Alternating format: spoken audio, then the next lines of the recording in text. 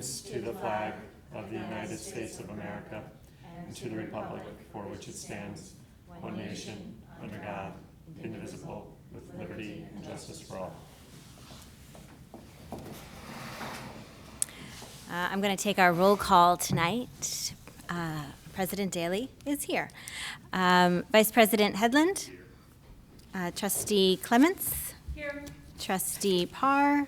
Here. Trustee McNall. Here. Very good.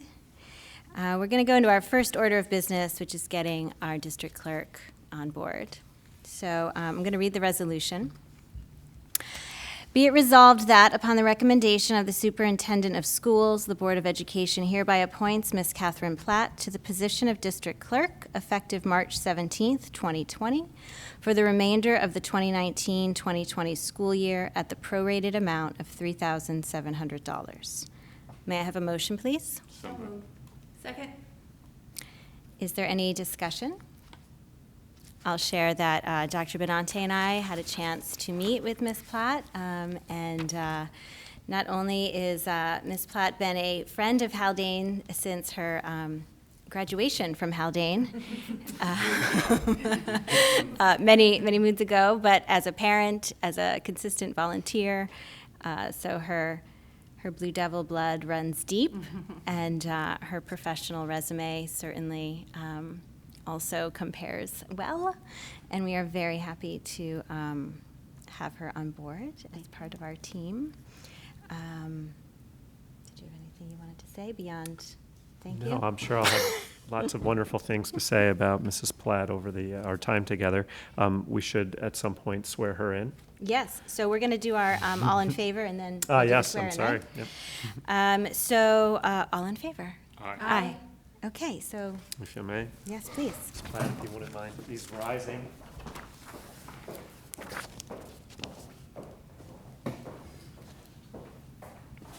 Raise your right hand and repeat after me. I, Catherine Platt, I, Catherine Platt, do solemnly swear do solemnly swear that I will support the Constitution of the United States that I will support the Constitution of the United States and the Constitution of the State of New York, and the Constitution of the State of New York, and that I will faithfully discharge and I will faithfully discharge the duties of the office of District Clerk the duties of the office of District Clerk of the Haldane Central School District of the Haldane Central School District according to the best of my ability. according to the best of my ability. Congratulations. Thank you. Yay. Okay, very good. So going into my comments, I actually have a few things to say today. The first thing I'll say is that I'm very grateful to be here with all of you, healthy, to the best of our knowledge. And we have set ourselves up a little differently tonight to respect some social distancing, but I kind of actually like this setup. I can see everybody, which I really like. I also want to say a big thank you to our fearless leader, Dr. Benante. Thank you. And it's an unprecedented time for our country, for our school, and Dr. Benante has been leading us Thanks. with a steady hand. And as you may imagine, Dr. Benante and I have been in touch quite a few times over the past couple of weeks, so I've seen it firsthand, and I'd like to assure our Board of Education and our public that we are in very good hands. Yeah, and I'd also like to thank my board colleagues. I was reflecting on how we've spent a lot of time making sure that we're an effective board, and that pays off in terms of crisis. So thank you to my colleagues. And I want to thank the administration and the faculty and the custodial staff and the administrative staff and the parents and the community members and the students for all putting on their resilient pants and getting creative and digging in deep and working together. And I'm very confident under Dr. Benante's leadership that we're going to come out just fine and maybe even better. So with that, I will move into our first order of business, which is the next order. Our next board meeting is scheduled for April 14th at 7 p.m.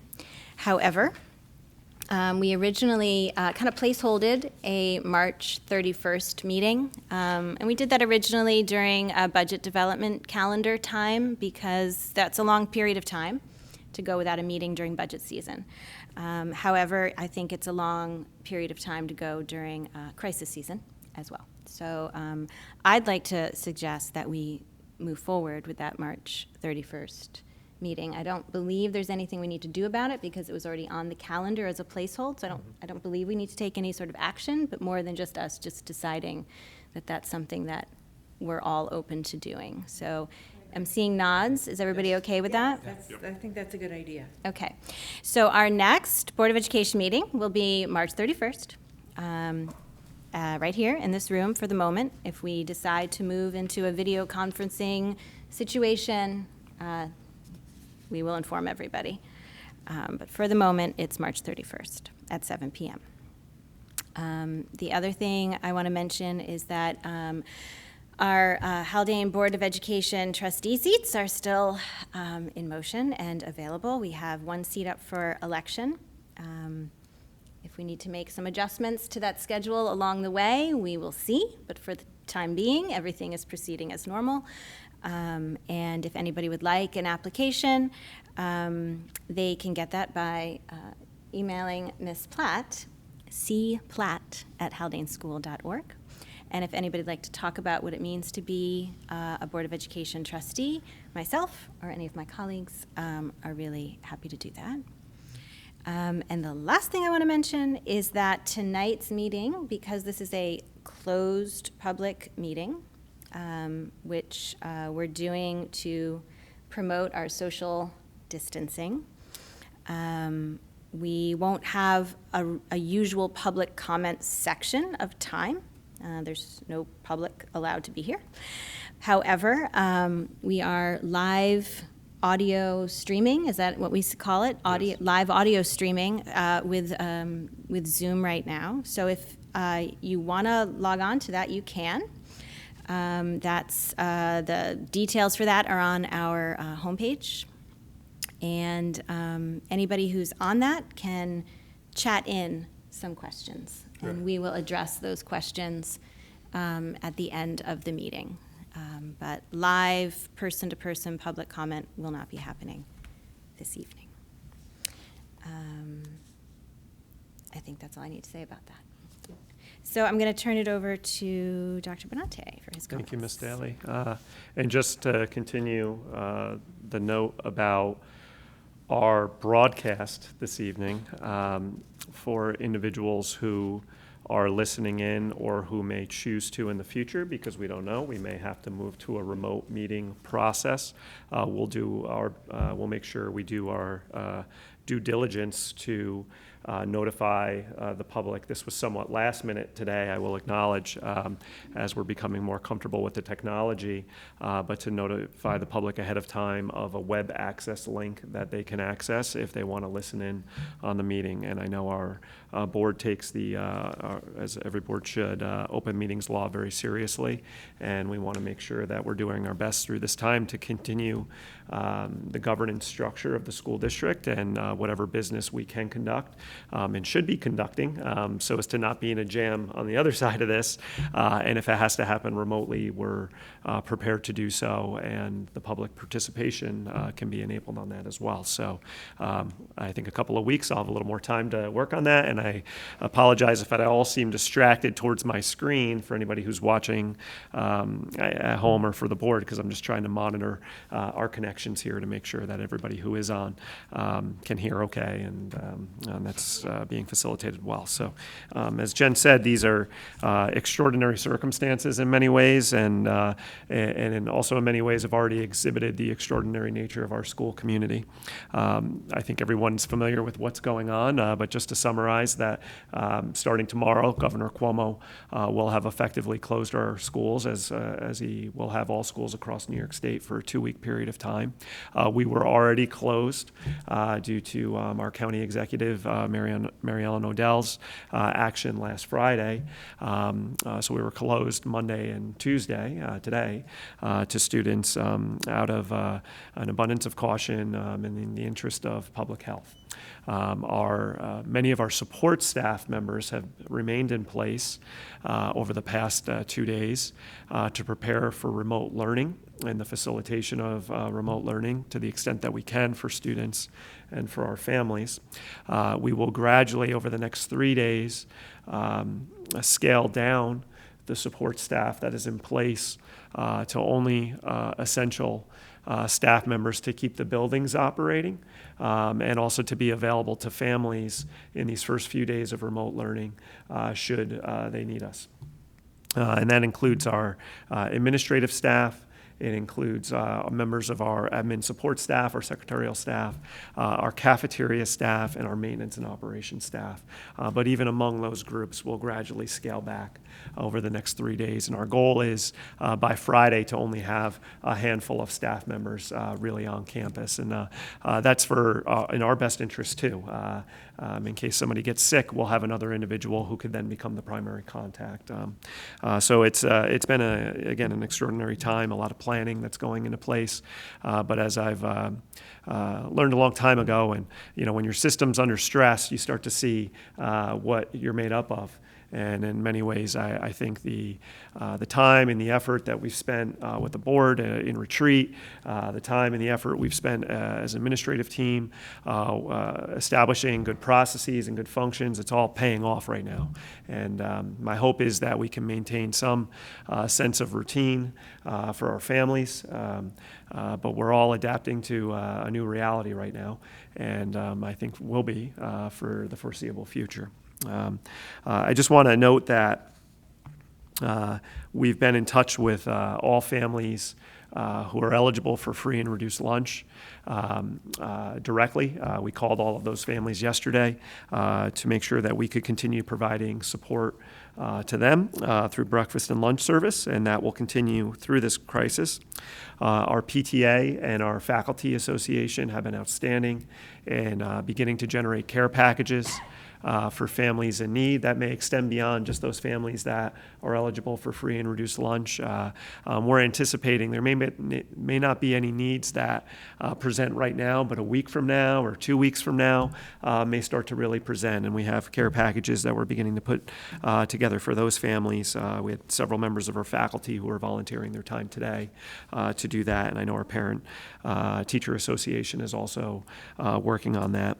And our PTA is also beginning to put together a structure for supporting families where mom or dad may be a healthcare worker and may not be readily available to support their son or their daughter in remote learning, or may need, while honoring social distancing practices, but may be able to support some kids for a bit of time while mom and dad are at work. So I'm appreciative of the PTA for beginning to put that together, because by all accounts, our healthcare system is going to become stressed at some point. We're trying to help with that, but we want to be sure that we're doing our best as a community to support our families who are working in hospitals or working in doctors' offices, so that they can be fully available to any individuals who are sick who may come in. So again, we know that this is our new reality for a little while, but I think in many ways also it emphasizes the strength of our public institutions, in particular our public schools. In Haldane especially, we have the ability, because of our size, to be very adaptable in a relatively short amount of time. And I think we've demonstrated that. And I've encouraged our county partners, especially those through the Department of Health, that if they need to rely on us, if they need to use our facility, that our goal was to have our facility ready for them to use, if they're in the event that they needed to do so in the coming weeks. So, the nature of our schools may change, not just in what it looks like at home, but what our school campus looks like to other institutions in the coming weeks, if that's necessary. So I'm proud of our school community. I know I'm going to continue to be very proud of our school community in the weeks to come. And I'd imagine that there may be some questions, if not right now, but throughout the evening tonight. So we wanted to make sure we leave plenty of space to answer those. That concludes my remarks for now.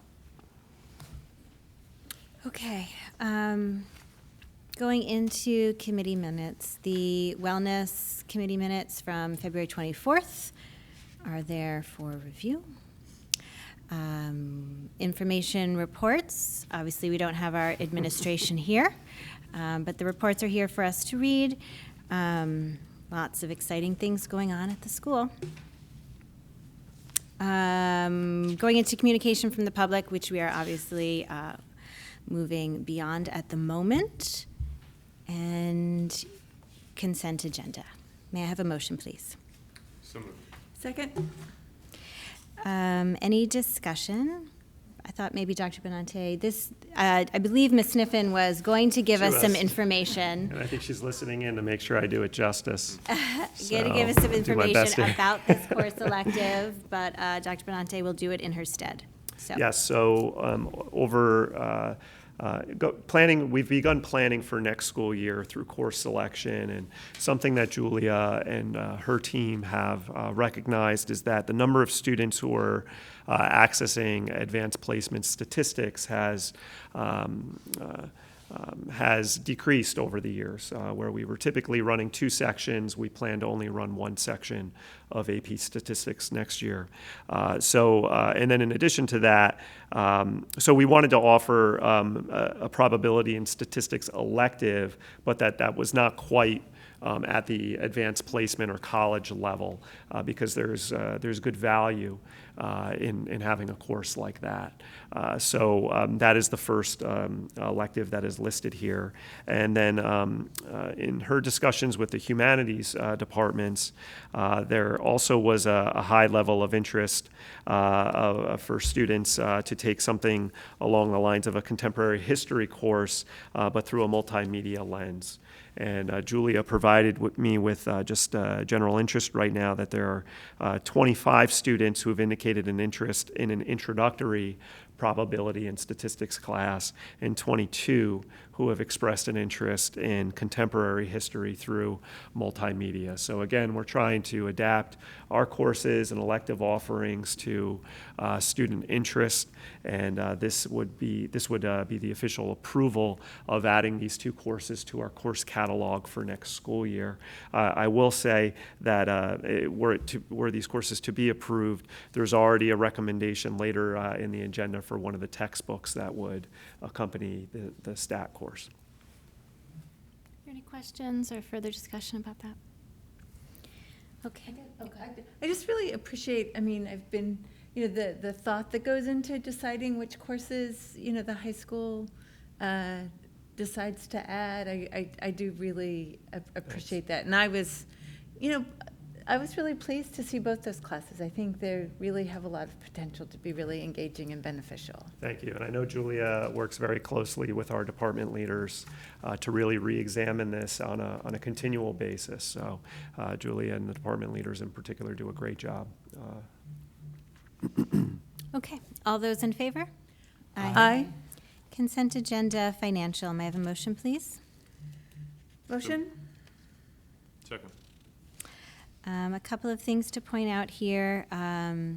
Just number 2, the approval of the contract with Fuller and D'Angelo. That isn't a new contract in terms of being a new initiative. It was just something that we should have done during the reorganization meeting, and it was an oversight that it was not on our list of things to do. So that is already actually happening right now and is in motion. We're just correcting the oversight by officially approving it. And I'll also just make motion that number 6, the textbook adoption request, just for board process, had we not approved it in consent agenda, we would have just pulled it off the next part, okay? So nobody was being pushy. There was an option to take that off. Any further discussion? All those in favor? Aye. Okay, consent agenda personnel, may I have a motion, please? So moved. Second? Dr. Benante, do you want to talk a little bit about number 1? for Yes. us? Thank you. Over the past few weeks, perhaps even months now, as time seems to be blending together. We have discussed it as an administrative unit or administrative team, are the support that is aligned directly to our principals. There's several moving parts right now. We anticipate there's been some promotion. For example, Megan moving into the confidential secretary role for my office. Ms. Horgan is retiring soon, and we also anticipate some additional moves, potentially life circumstance stuff where folks may be moving, and we anticipate having, again, other vacancies in these areas. So it was a good opportunity to reevaluate the support or the level of support that's being provided to our principals. And with that, we decided that as changes were occurring at the elementary and middle school, at whatever point in time, that we would want to align those offices with what's now the county is using the senior office assistant title, as opposed to senior typist. And then in speaking with county civil service, it is not uncommon to have at the high school level what's called a principal office assistant. Now, it's not principal in that it's the principal leader of the building. It's principal in that it's a higher level of office support than senior. That is not an uncommon title in high schools across our county. So this action under number 1 would now include that title as an option in our bargaining unit because it currently does not exist in the CSEA contract. The CSEA, we've discussed this with the CSEA. They've agreed to it. And then if and when the time comes, if we were to hire a principal office assistant, we would now have essentially a pay scale established, and that individual will be recognized in the bargaining unit. Any further discussion or questions? Do you lose a title with that too, or you're just adding a title? We're just adding. Okay, all those in favor? Aye.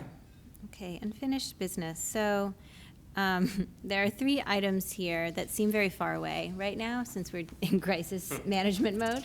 And I don't know how much Dr. Benante has been spending time with these 3 items, but they are the business of the school district. So I believe Dr. Benante is just going to give us an update on these items tonight. On 2 of them, and then I think Peggy, you had something Peggy, for you're the on last. number Thank you. 3. Okay, and I think we recall that it was okay that if the update was there was no update. Yes. We just want to hold them as placeholders. So with respect to strategic planning, we have a draft plan that is complete. We had an idea of scheduling a meeting one more time with the committee prior to the end of the month to review the final changes to the plan, which was a lot of wordsmithing, and also before it was presented to the board. But I'm going to go ahead and assume we're going to postpone that meeting. I don't think we have officially done so yet. So I still feel we're in a good place to have strategic coherence plan presented to the board by the end of the school year. The launch of it will likely now occur, I'm just going to speculate, at the start of next school year. But I feel good with where we are at with that. So that's the only update I have there. With respect to the capital referendum, we continue our planning. This would have been a good opportunity just to hear from Tim what was going on behind the scenes. And obviously, Tim's not here, so we'll have a more comprehensive update on where we are in the bid process and some of the procedural things that need to occur the next time Tim provides his report. There's not much movement that's occurred since last time. I know Tim and Mr. Curto had, as they're co-facilitating now, the Buildings and Grounds Committee, had an update that was provided to the B&G Committee. There is one action that's on tonight's agenda item, more of a formality, that since we rejected the building work bid, I forgot what we're calling that, the construction bid, not the site work bid, we approved that. The board has to take official action in rejecting that bid. So that's on tonight's agenda later on in the meeting for you to essentially direct the administration to go back and rebid it. So that's coming up a little bit later. Other than that, no other updates. And then I'll turn it over to Peggy to talk us through some upcoming Yeah. superintendent evaluation stuff. Yeah, just a reminder of the timeline that we agreed to in terms of Dr. Benante's evaluation this year. So we have two meetings, the 31st and then the 14th, and then between our April 14th and our May 5th meeting by April 21st, Dr. Benante is going to present his materials to the board. We're doing in a little bit different order than we did last year. So he'll present our materials to us, and we'll distribute them. And then prior to the May 5th meeting, each of us, each individual board members is going to go through and complete the evaluation instrument, taking into consideration the self-evaluation that Dr. Benante has provided to us. And then on May 5th, we'll hold an executive session to discuss our individual evaluations. At that point, there's kind of two things. If there are follow-up issues, if there are no follow-up issues that we want to discuss with Dr. Benante, we can just write everything up, wrap it up, present it to him for his signature. If we do have issues that we want to follow up with him about, we would present that to him for us to discuss on May 19th. Basically, and maybe this is where I should have started, that we worked back from the timeline that requires that we provide Dr. Benante with the opportunity to sign his evaluation by June 1st. So anyway, I can also, it's all still in the Google Doc that I sent a while ago. It's maybe more detailed, but I certainly benefited from going through and refreshing my memory on what we committed to do over the next couple of months. And so actually, so Catherine, yes, so that's relevant for you, that we'll need to have executive session. It will need to be part of the posting, and we usually do it after the meeting, just I think to accommodate in particular Margaret's and John's work schedules. But there will need to be executive sessions after the meetings on May 5th and possibly May 19th. Actually, sometimes the 21st. What? no, the 21st. That's just when we're receiving the Oh, materials. you're just handing it to us. He's So, not. yeah, so there's, that was exactly Yeah. my question. So we're just receiving something on April 21st. Although, actually, and I don't know, we can think about this. In the past, we actually did like having a conversation. I mean, that is something that we could just leave open to whether or not we could meet regardless on the 19th, either to follow up with questions that we have or just follow up, because it would be nice to Well, in the acknowledge what's past, happened in Dr. the year. Benante has presented us with the material so we could read it. But then we had an in-person conversation with him so he could elaborate, Right. in person on his Right, but this will be, self-evaluation. the idea is that this time we're not going to do that. Oh, okay. Before we write it up. The plan is that we're not going Oh, to do okay. that. Thank This you. is- this Thank is you. Thank different. you. That's right. The one thing, this is different than we've done in the We past. purposely made this We different. purposely Yes, made this thank you. this different. Thank Yeah, you. sorry. You're reminding me. Yeah, Thank you. Yeah, And, I know, change is hard. I know, but do our yeah. best. and can we give Dr. Benante just a little bit of leeway in case the world goes crazy between now and April 21st? So Or that's can we or actually- can't?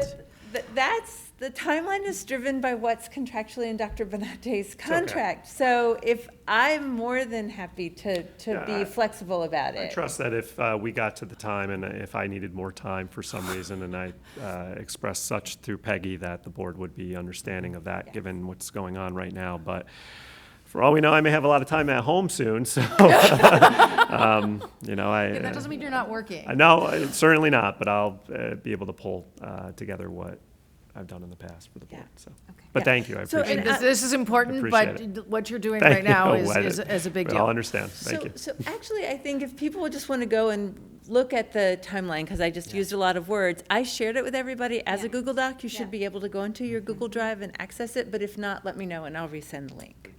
Thank you, Peggy. Thank you. Okay, good. So that's on our horizon. A lot of new business to deal with. Okay, so first, CSE, CPSE recommendations. I'm going to ask Ms. Platt to please read the recommended action. Be it resolved that, upon the recommendation of the Superintendent of Schools, the Board of Education hereby approves the recommendations of the Committees on Special Education and Preschool Special Education as presented.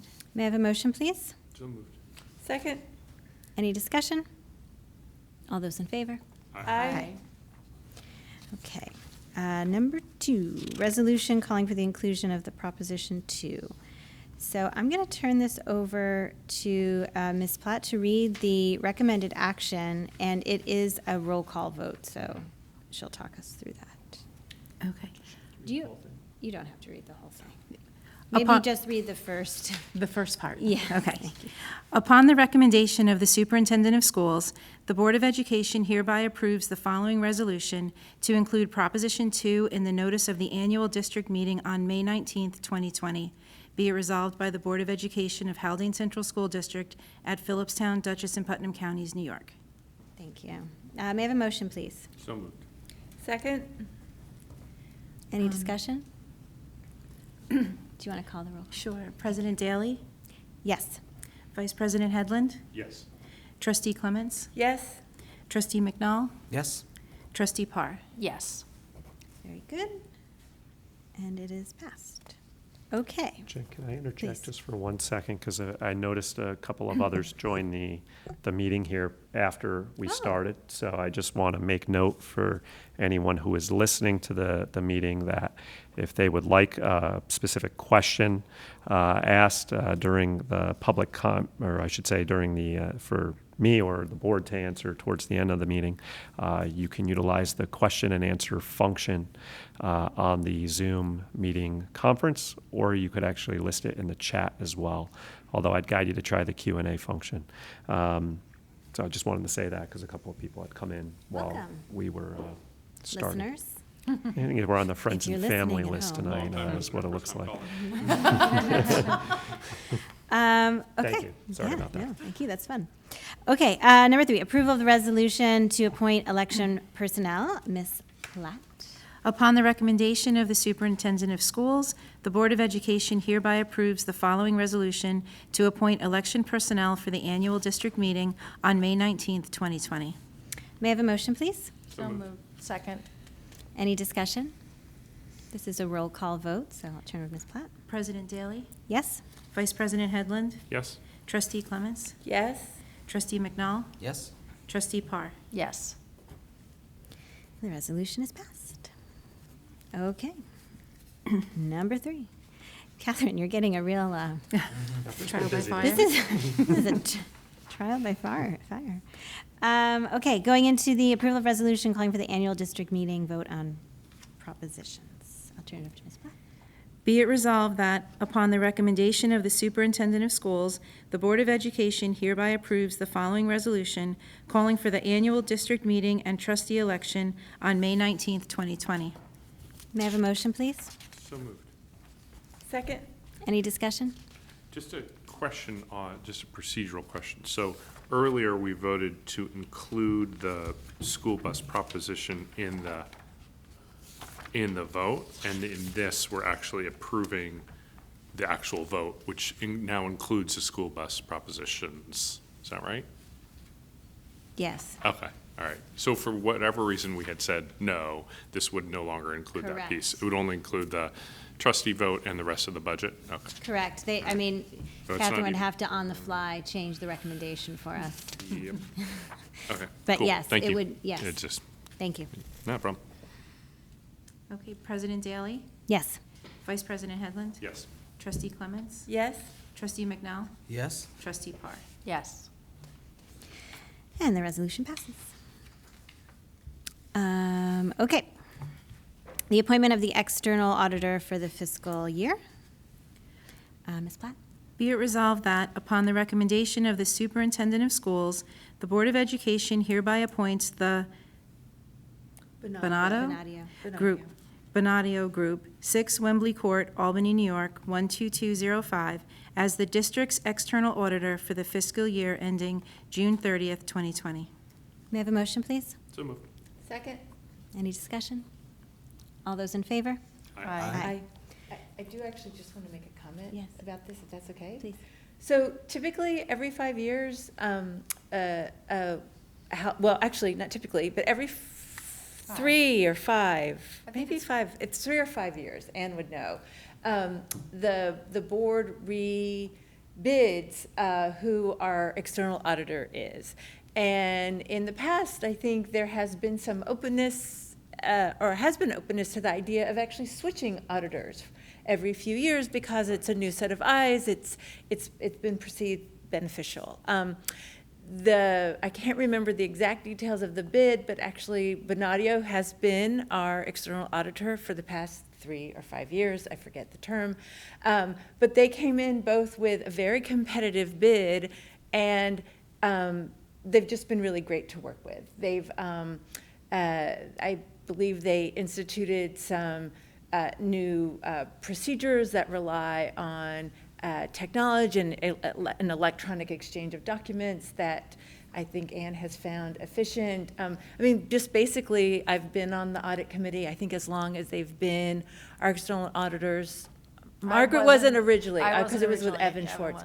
And they do a great job. So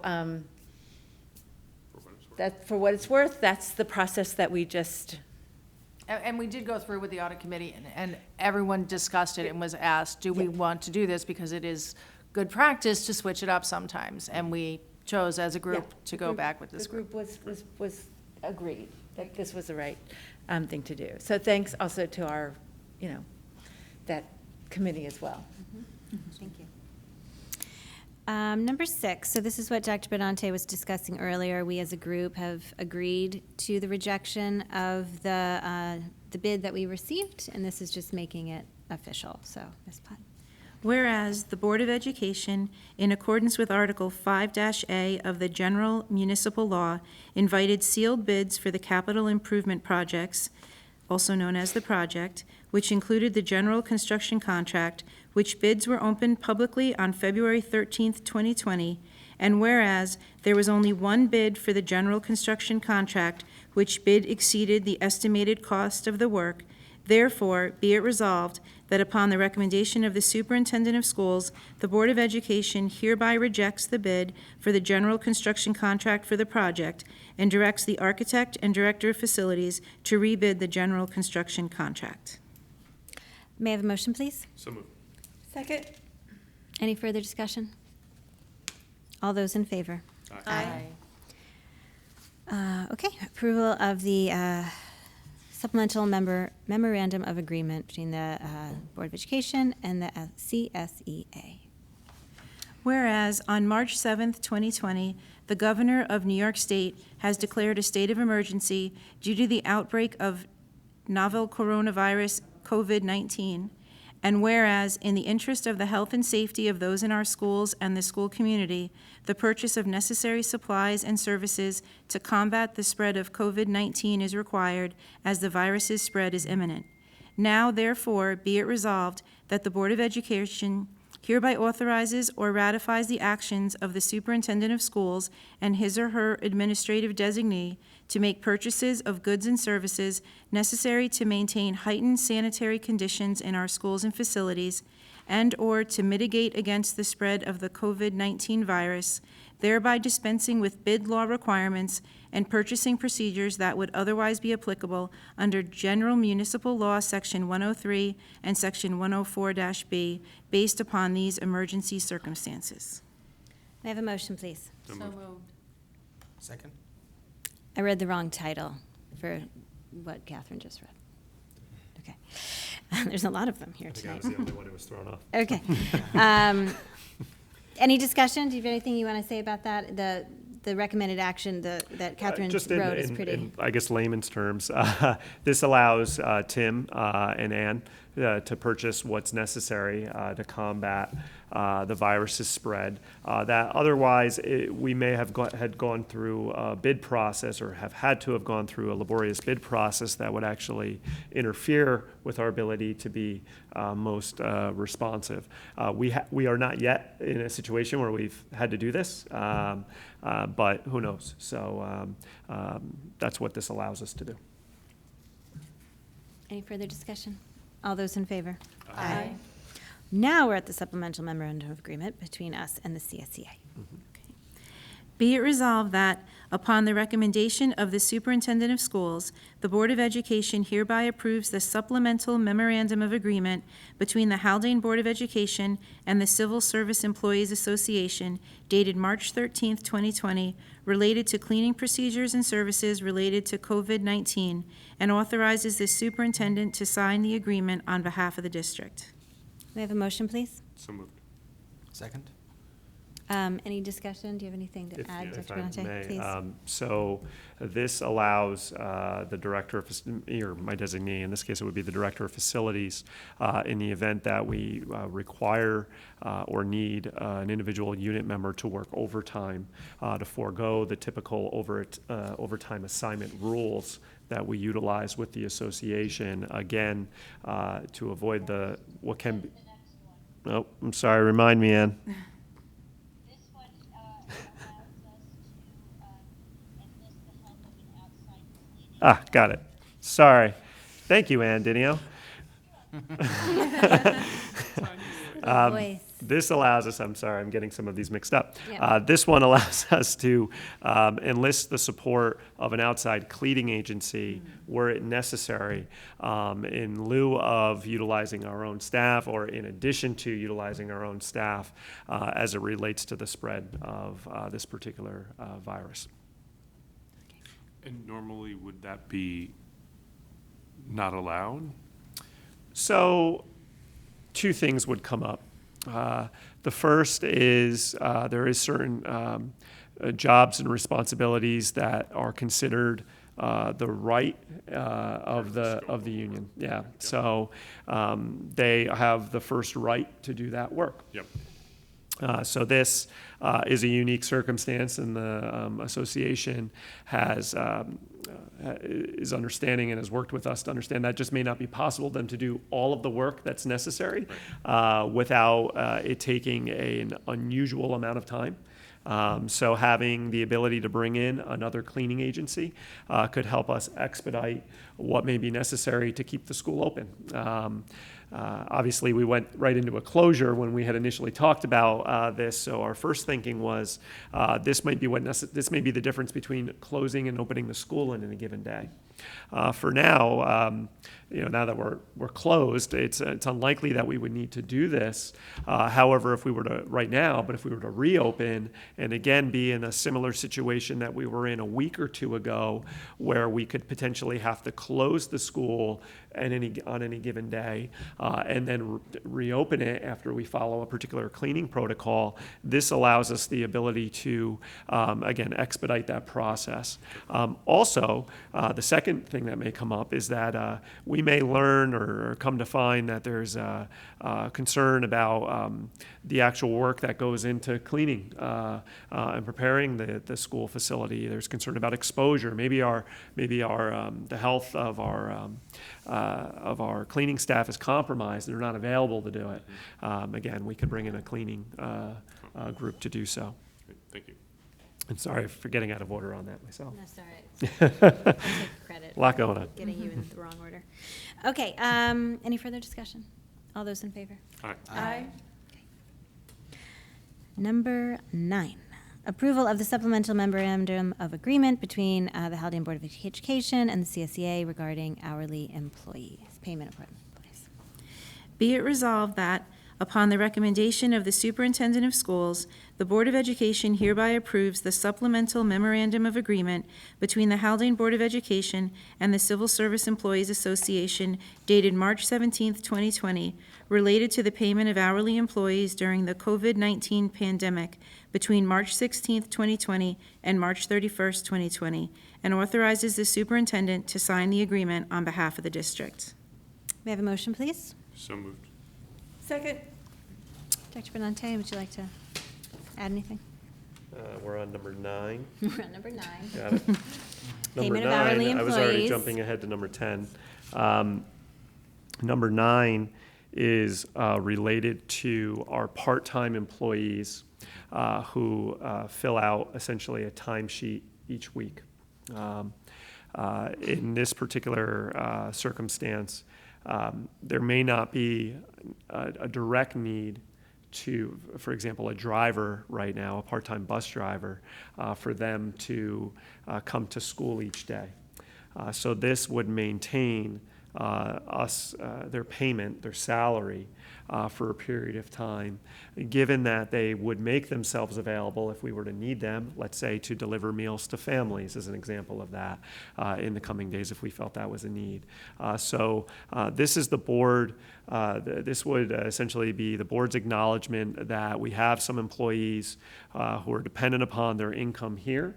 However, given the nature of how we're operating right now, it may not be necessary for them to come in each day, but would allow us to still pay them on a week-to-week basis their full expected pay until such time that we're either through this or the board or the administration were to advise that we can no longer afford to do so.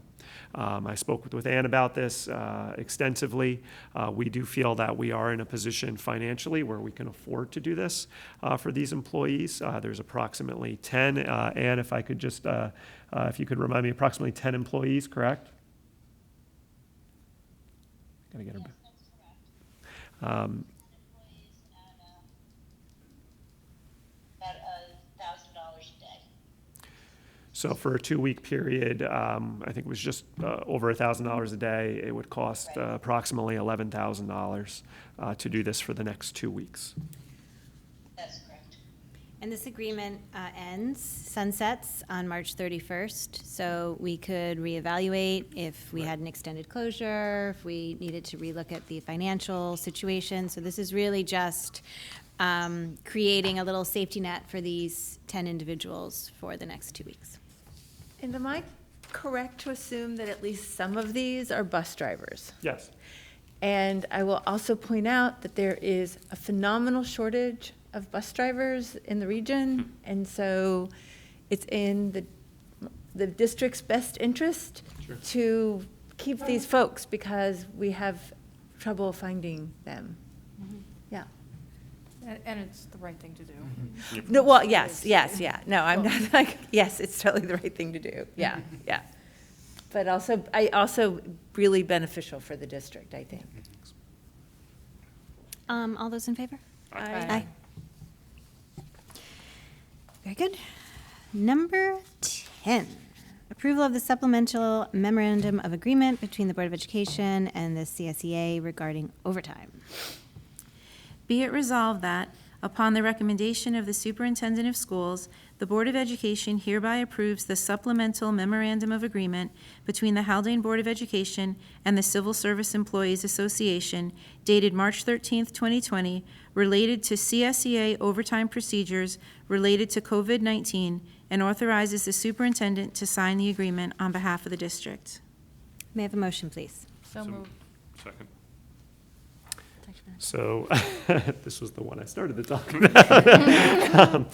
So we have a process, an articulated process with the union for how overtime will be assigned, or first how the union will be notified and then how it will be assigned. This allows the potential for the potential suspension for those procedures if determined it's necessary, again, to expedite the cleaning of a particular area in the school, were it necessary to keep or assign someone overtime in order to do so. It's a temporary arrangement. Again, the union, the CSEA was agreeable to this, given the unique nature of the situation that we're in. Any further discussion? All those in favor? Aye. I'd just like to point out that all of these three memorandum of agreements take a lot of time between our CSEA leadership and Dr. Benante and Ms. Dinio and our law office to construct. And they take a lot of time, and they happened in an emergency style. So we're thankful to everybody for pulling these together. And also procedurally, because these are sunsetting arrangements, these are not things that we need to reopen the contract in order to negotiate. That's why you're seeing them as something that Dr. Benante can sign, we're giving approval, and they sunset. If they were long-term changes, we would need to be reopening the contract. So they all sunset on the day of our next meeting, the day before our next meeting, so that just happened to be because it was the last day of the month, or will we potentially be looking at these again at the next meeting, the 31st? You'll potentially be looking at them again. We tried to align them with the executive order of the governor. So that's why they all sunset at the same time, because for now, we have that sense of certainty that for the next 2 weeks, this is the situation that we're in. I will have some comments, and I think the board may even have some questions towards the end of the meeting regarding extended school closures. I don't want to speculate, but we're anticipating that we're going to be closed longer than that. But that has not yet been determined by the governor or the county executive, both of whom would have the authority, if we're still in a state of emergency, to do so. Okay, thank you. So the last item here, so we've already talked through this, and I don't believe there's any action beyond us just saying yes. So our next meeting will be March 31st. Okay, we are foregoing our communication from the public at the moment, And there are no questions. and there are no No chat posted questions. questions. So. I love that. Let's always do that. Board reflections. Does anyone have anything they'd like to share? I just want to say I feel like all of this was a whirlwind from me saying last meeting, you know what, I'm just going to be at home. I just this is something Good that's call. going on. It seems a little weird to me. That was only 2 weeks ago. It's amazing to think how far we've come from then to now. And I really appreciate Dr. Bernante's leadership in getting this all together, that, you know, it really feels like every single one of those things was thought of and thought through very empathetically and with all the kids in mind, this community in mind, and I just want to say we appreciate that. And with tomorrow, we're beginning our homeschooling adventure. Although we started in earnest yesterday, I have to say, at my house. I'll say that I've been sort of impressed, and I'm so enthusiastic about everything that we've already received, and I feel like, at least in my home, we have a lot to work on, a lot to think about, and my son is already eager to teach me everything he's learned, which is good. I think that, you know, in spite of everything, there's a lot of gold to be mined over the next couple of weeks as we find ourselves with our families in ways we haven't been in recent memory, if ever. So there's the opportunity for us here to find each other in different ways through this process that hopefully when we come back to school, we will all be better for. So. Dr. Bernante. I thought Peggy Oh, was I'm gonna say sorry. something. Are there ways that folks in the community might be able to support the district? And if so, what would be, I guess I'm thinking that there might be people out there that would like to support the district, families that could use extra support. I don't know, maybe now's not the time to do that, but especially given everything that you're doing. But I think if there were things that made sense for the community, I mean, maybe it is the PTA that's coordinating that. It might be nice, depending on how long this goes, if we could let people know how to look into that or inquire about that if they wanted. Absolutely. Yeah. The two immediate needs that we defined were care packages for families in need out of concern that they may be going to grocery stores and finding empty shelves. So to put together a few staple products for our families in that way. And the second, we were concerned about supporting families of first responders. So those are the two anticipated needs right now. I must admit that our PTA, as soon as we mentioned that, they got it. They had a point person on it. I believe it's being communicated through their Facebook page, but we could also assist with amplifying that communication in whatever way we do through our district system. So it's posted on the website too, because not everybody accesses the PTA Facebook page. So I'll look into that. But I do think, Peggy, that we're going to learn about more needs as we go along here. I just don't think we're there yet where we know what people need or people know what they need themselves. And it can be a bit overwhelming on the front end. And I must say that I think every community agency has reached out in some way to say we're here to help. And we've reached out to ask, can you help? If so it's going both ways. But we're not quite at the point where we need to access all of it yet. But we very well may be 2 weeks from now. I don't think we would have thought we would have been in this position 2 weeks ago. So where we could be 2 weeks from now could be dramatically different as well. So I appreciate the sentiment and the thought, and very likely we'll have something further defined or more defined needs in the coming weeks. Dr. Benante, you want to share your final Yeah, thoughts? so I just wanted to mention to the board, I provided you with what we're calling our response plan for essential district operations. And I would just ask that over the next day or two, if you have an opportunity to look through it. So this is how, this is our current thinking on how to reorganize and reprioritize each of our main areas of focus, our essential district operations, if you will, with a primary point person on each area of that operation and a secondary, a backup, along with the key or essential responsibilities or functions defined. This is posted on our website. We have a tab now for COVID-19. I think everybody does now. This is right at the top of that. We're just trying to make sure people are aware of it, because we anticipate, especially like starting tomorrow, when families move towards digital learning, that, oh, I have a question, I'm not sure about this, or maybe I didn't get the message from my teacher, although everybody should have heard from their teachers by now, that there's a primary contact for that. Or there's a question about our emergency response procedures. Again, there's a primary contact for that. So we're trying to distribute these responsibilities across our leadership team so as not to overwhelm any one individual with communications, because everybody needs to prioritize certain communications right now. And that's so we can be most responsive to families and to our community and whatever needs may come up over the next few weeks. So if you wouldn't mind, we don't have to do it now, just take some time to look through it. And obviously, if you have any feedback, you're welcome to provide that to me. But we're also just want board members to be informed. So if you're talking to somebody in the community who may not yet be privy to this document, because I think everybody's is inundated with communications right now, that that you can guide them towards it, or you may know yourself now as a result of it.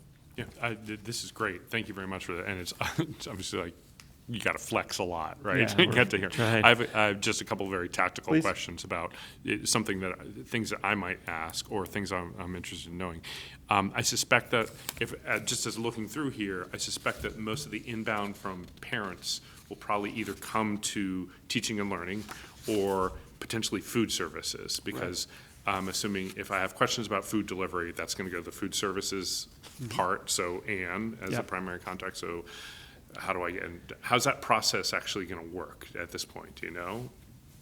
In terms of contact? Yeah, in terms of the delivery of the food for Oh, sure. students, So we offer two options Yeah. for families. Now, I want to make a point that our administrators, so each of our building principals and their admin support staff, reached out to every family Yeah, you said directly, it was which is great. 113 students, approximately 70 or 80 families, to ask, one, do you want the service? Yep. Because not everybody right now needs to access it or wants to access it.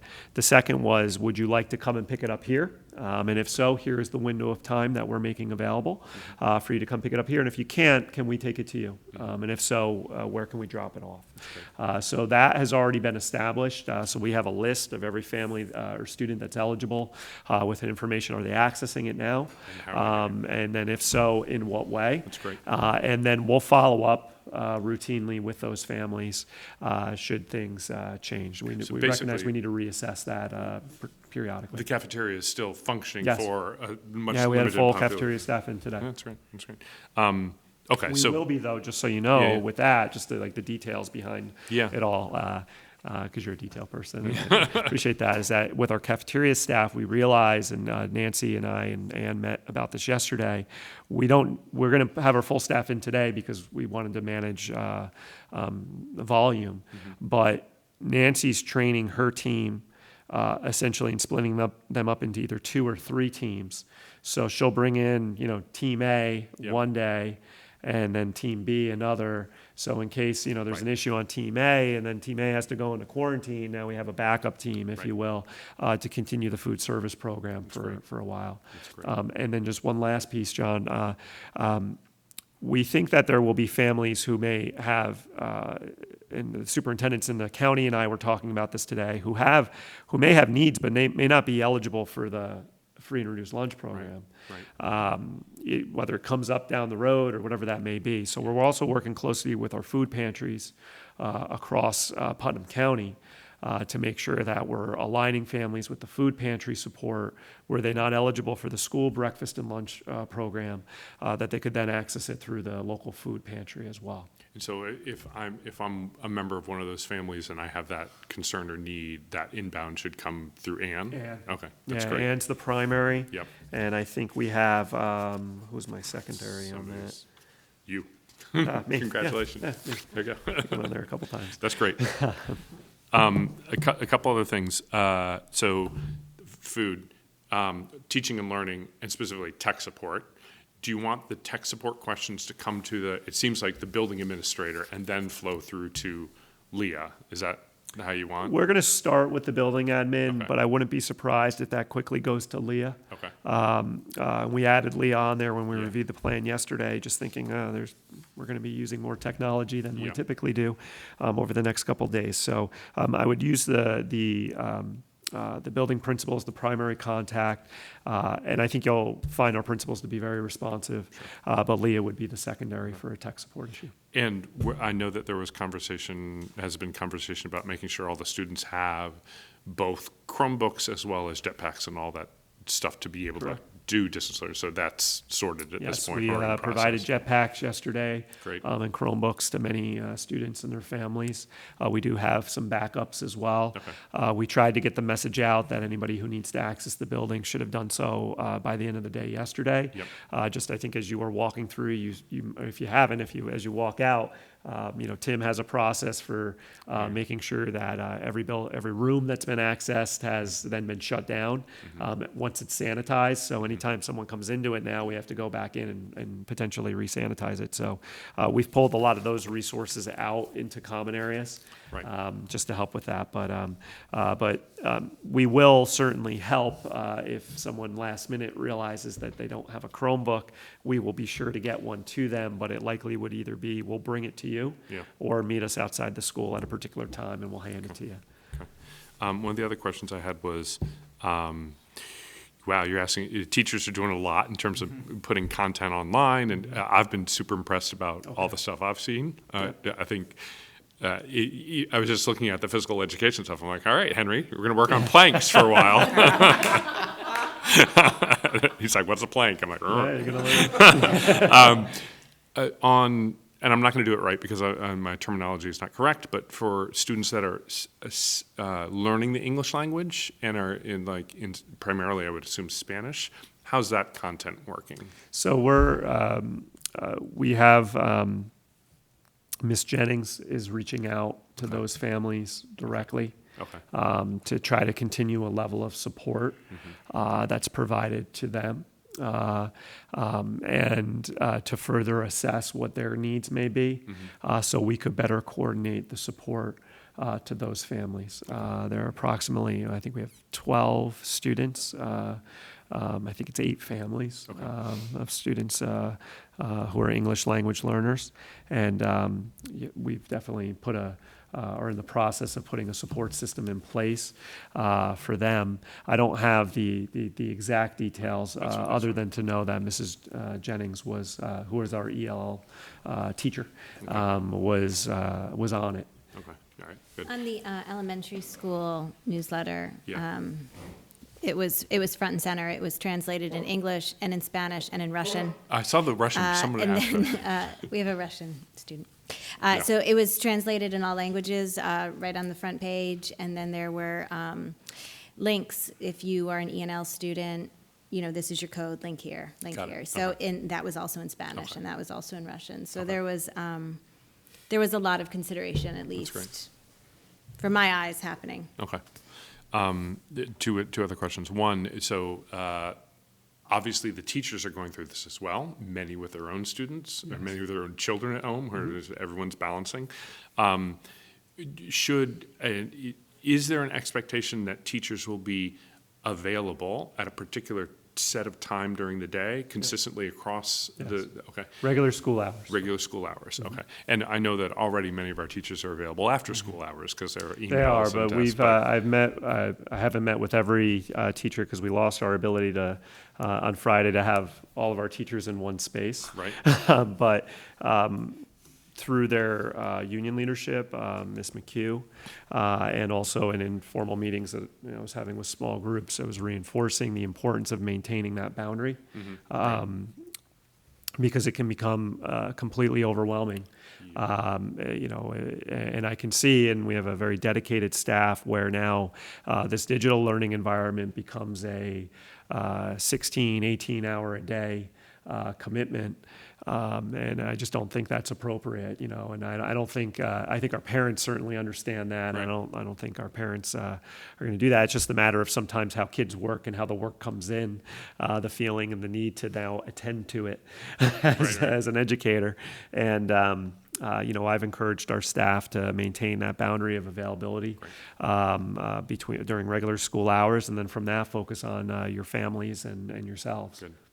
And I realize it's going to be complex because many of our families who have kids at home are going to have disrupted schedules Yes. where they're going to be doing work in the afternoon so I think everyone's going to have to flex, but It that's reminded good. me of a point that we, in the messages we attempted to send to our teachers very early on, was we don't want this to become, let's just say, the school day, generally 9 to 3 for an elementary age student, 9 to 3 on a screen.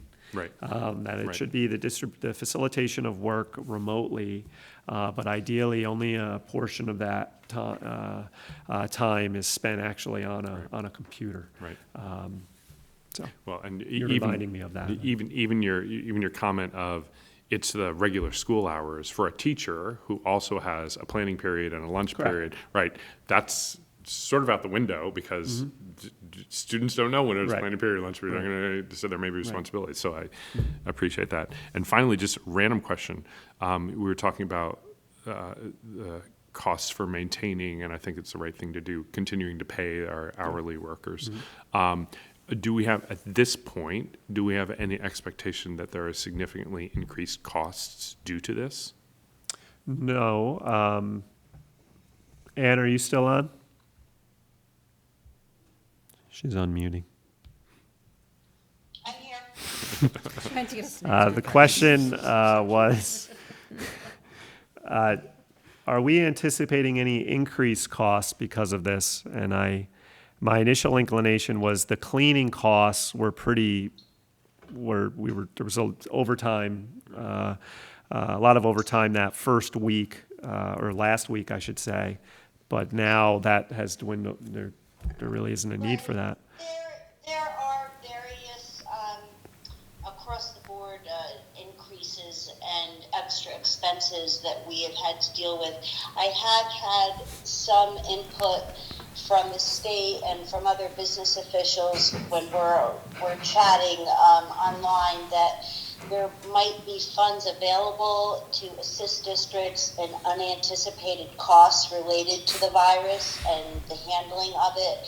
So we are taking all of those copies of invoices and timesheets, and we're putting them in a file so that when it comes time to apply for any additional funding that's available to us, that we're ready to ask for that reimbursement. I do anticipate there'll be some funds available, and there's overtime, there's additional cleaning products, there's the internet access that we might have to provide. All of these things are unanticipated expenses. but again, I'm pretty confident that we're going to have some type of assistance offered. Great, thank you. Well, I mean, it's a lot of things to keep in the air, so I congratulate you, the administration, and all the faculty for delivering on it really quickly. Actually, one random question.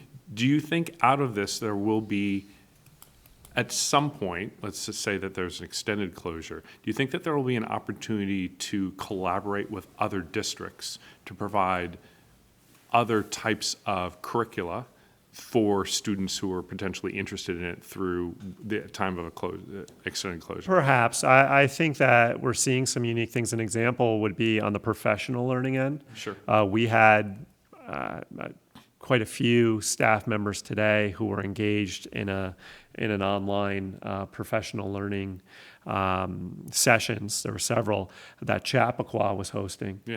And making available to schools throughout the region. A couple of our principals were attending that, and a couple of our teachers were attending that virtually as well. As far as at a classroom level, perhaps. I think right now the focus is on the direct exchange between the classroom teacher and course instructors and our students and their families. But again, who knows in a couple of weeks.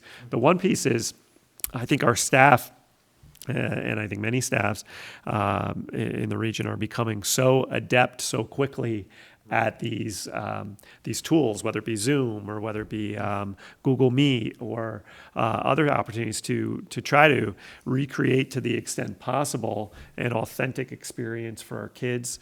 And also on our end, it just becomes it's becoming a necessity for us. So there's certainly a power behind the technology that enables us to connect in a different way. So for our kids, it very well may be something that's available to them. We'll see how it evolves. But I think everybody's doing an excellent job trying to adapt to what is a very unique circumstance. Yeah, just one last comment. It was interesting. We went up to my wife's 30th, 25th. I'm trying not to age her too much. I'm trying to figure out what number it actually was. High school reunion. It's the 20th. Let's say 15 and just go from there. And we toured her old high school, which one of her, I think, someone who had also been through the high school was now the superintendent, so it took us through everything. It's upstate New York. It's been gone through a lot of consolidation. It serves a really big geographic space. They have an in-class distance learning facility with other school districts. I was like, this is phenomenal. It's right. So this may be a spur. I think we're hearing a lot about this in industry of people, all right, this is a tipping point for a lot of interesting things. It's not the tipping point you want, but it may come out the other end saying, okay, there's a lot more we can do. Yeah. I know the board